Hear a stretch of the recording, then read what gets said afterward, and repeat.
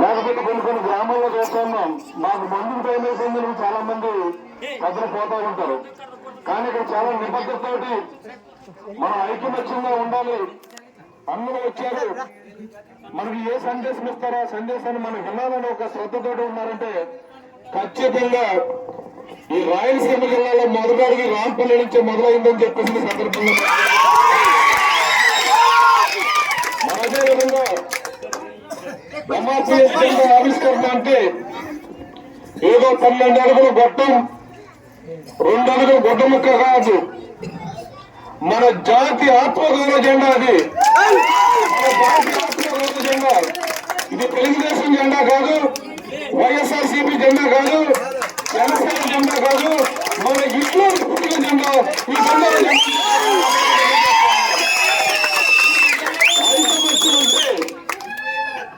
ఐకమత్యం మంత్రి లేదా మీటింగ్ పెట్టుకున్నట్టు మనందరూ ఐకమత్యంగా ఉండడం కాదు. మనలో ఒక వ్యక్తికి కష్టం వచ్చినప్పుడు, ఆడేదైనా సమస్యలు ఉన్నప్పుడు ఖచ్చితంగా ఇదే ఐకమత్యంతో మనం తిరుగుబాటు చేస్తే, ఇందాక తమ్ముడు చెప్పాడు, ఒక సింహం దగ్గర ఒక ఆవు వెంటే ఆ సింహం వెంటనే వేటాడుతుంది. అదే 10 ఆవులు దండయాత్ర చేస్తే సింహం వెనక్కి ఈ సందర్భంగా మీ అందరికీ తెలియజేస్తా ఉన్నాం. రమేష్ అన్న, ఈ రాయలసీమ జిల్లాలో చాలా కుల వివక్షలు ఎదుర్కొన్నటువంటి పరిస్థితులు నాకు రమేష్ అన్న ప్రతిసారి నాకు ఫోన్ ద్వారా చెప్తూ ఉంటాడు. అన్న, ఈ రాయలసీమలో చాలా కుల వివక్షలు ఇంకా కొనసాగుతూ ఉంది. చాకలి మన బట్టలతుడు, మంగళ మన కటింగ్ అయ్యాడు, ఉన్నత వర్గాల వారు మన గుళ్ళకు రానివ్వరని చెప్పేసి చెప్పినటువంటి సందర్భంలో ఏ చాకలైతే మన బట్టలు ఉతకడం లేదో, ఏ మందులైతే కటింగ్ చేయలేదు, ఏ గుళ్ళకైతే మన ప్రవేశం లేదో, కలెక్టర్ని ఎస్పీని తీసుకొచ్చి అదే చాకల చేత, అదే ముగిల చేత, అదే ఎస్పీ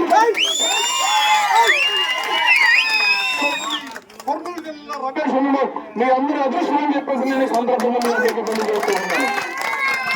డాక్టర్ బాబాసాహెబ్ అంబేద్కర్ ఒక మాట చెప్పాడు, బ్రతికితే సింహాలే బ్రతకండి, మేకలను మాత్రం బలిస్తారు, సింహాలను చూసి భయపడతారని చెప్పేసి అన్నాడు. మనం మేకల్లా ఉందామో సింహంలా ఉందామో కేసుల బాధ్యత మీ మీద ఉందని చెప్పేసి సందర్భంగా తెలియజేస్తూ ఉన్నాను. డాక్టర్ బాబాసాహెబ్ అంబేద్కర్ ఇచ్చినటువంటి హక్కులను ఉపయోగించుకుంటూ ఈ దేశంలో, ఈ రాష్ట్రంలో ప్రతి సామాజిక వర్గానికి సేవ చేసినటువంటి కులం ఏదన్నా ఉన్నదంటే అది నా మాదిక కులం అని చెప్పేసి ఈ సందర్భంగా మీ అందరికీ తెలియజేస్తున్నారు.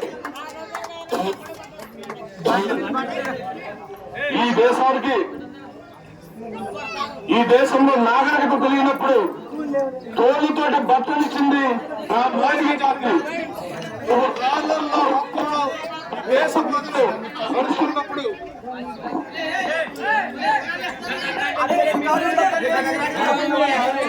ఈ దేశ ప్రజలు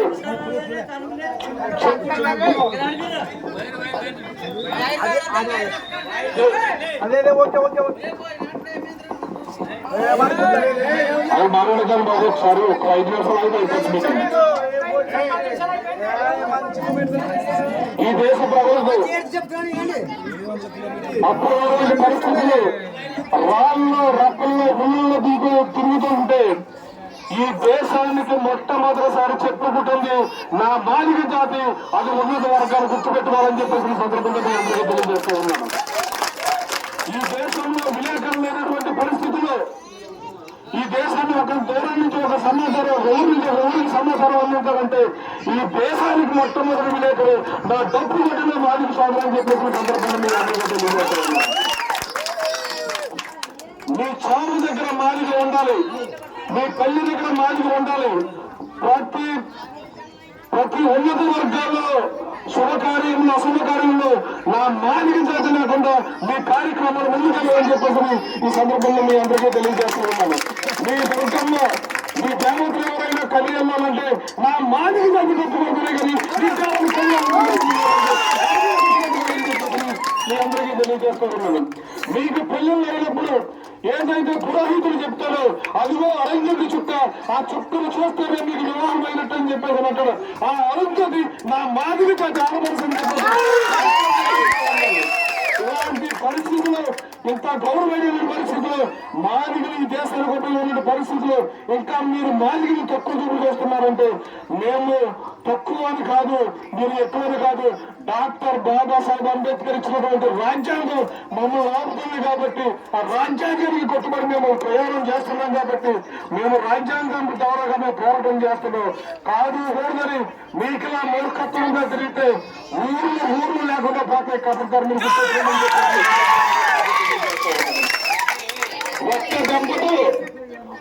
ఒక్క దెబ్బతో ఆవుడు పడుకుని కట్టగల తమ్ముడు మాదిగోడు ఒక్క మనిషిని పడుకుని కట్టిన కష్టమేమి కాదని చెప్పేసి సందర్భంగా మీకు హెచ్చరిస్తూ ఉన్నాం.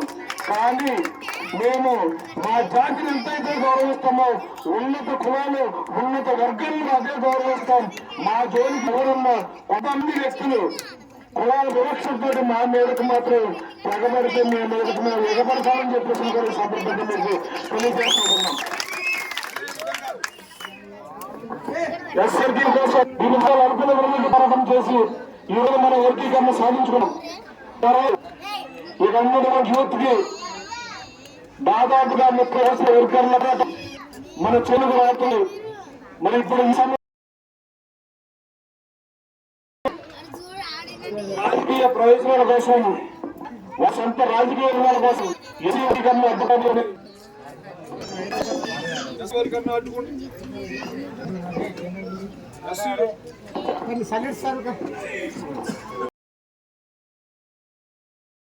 వర్గీకరణ అడ్డుకుంటామని చెప్పేసి కొంతమంది స్వార్థపరులు చేస్తూ ఉన్నారు. ఏదైనా తీర్పు ఇచ్చిందో గతంలో ఎస్సీ వర్గీకరణ ఇది చట్టబద్ధత కాదని చెప్పి సుప్రీంకోర్టు తీర్పు ఇస్తే మీరు ఊరు వాడ డబ్బులు పెట్టుకుని బాణించలు కాల్చుకుని సుప్రీం వచ్చిన తీరుని గౌరవిస్తున్నారా? కొంతమంది కోరుకున్నారా? మిమ్మల్ని ప్రశ్నిస్తూ ఉన్నాం. అదే మాదిగలు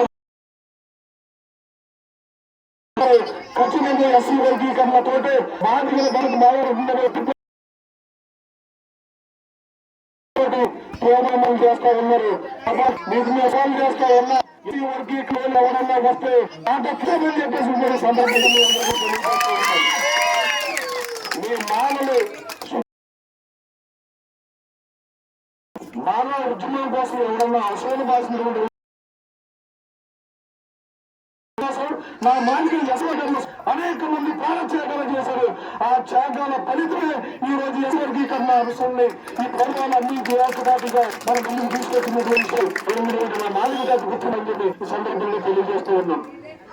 ఇదే ఐకమత్యంతో మన మాదిగ జాతికి ఏదో సమస్య వచ్చినప్పుడు ఖచ్చితంగా ఇదే ఐకమత్యంతో మీరు అందరూ కమిట్గా ఉద్యమాన్ని సహకరించాలని చెప్పేసి మీ అందరికీ సవినయంగా మనం చేసుకుంటూ ఉన్నాం. అదే విధంగా మరి ఈ రాష్ట్రంలో కానీ ఎక్కడైనా మాదిగలకు సమస్య వస్తే ఖచ్చితంగా ఎంఆర్పీఎస్ ముందు ఉంటుంది. ఏ ఒక్క లాఠీ అయినా సరే, ఏ ఒక్క తోటైనా సరే ముందు రవికి నాకు తగిలిన తర్వాతే నా మాజీ పని తెలుసుకుంటే ఒక్కటే విషయం చెప్తున్నా, మనం చేసేది న్యాయబద్ధంగా ఉండాలి, మనం చేసే పని న్యాయంగా ఉండాలి. అన్యాయంగా మన తోలికి ఎవరన్నా వస్తే వదిలిపెట్టద్దని చెప్పి ఈ సందర్భంగా మీ అందరికీ తెలియజేస్తాం. మరి సమయం చాలా ఎక్కువ ఉంది కాబట్టి ప్రతి ఒక్కరికి ఈ అవకాశం కల్పించినటువంటి పెద్దలకు చిన్నలకు అక్కడికి ఆడపడుతున్న అందరికీ పేరు పేరు